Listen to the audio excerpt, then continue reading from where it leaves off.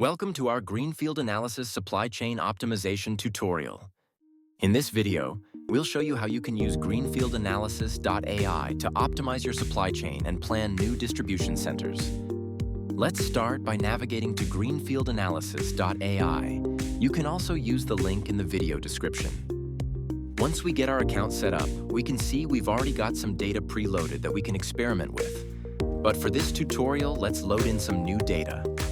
In the top right corner, we can click on Import Data and upload our own data. This includes the city and state we're shipping to, as well as the volume of goods we're shipping to each location.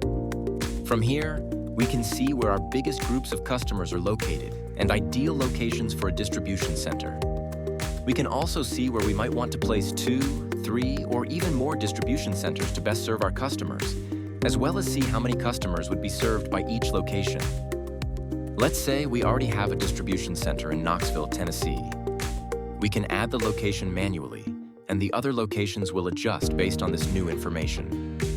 For our example, let's assume we have the Knoxville distribution center, and we're looking at 2 additional distribution centers to better serve our customers. Once we're happy with our distribution center placement, we can export the resulting data so we have the granular information we need to make great decisions. When we open our data in something like Microsoft Excel, we can see a text breakdown of which distribution center serves which customers, as well as how far we'll need to transport goods to meet demand. Thanks for coming along for this tutorial. To get an even better picture of how we can simplify and improve your supply chain planning, visit GreenfieldAnalysis.ai and try our free demo.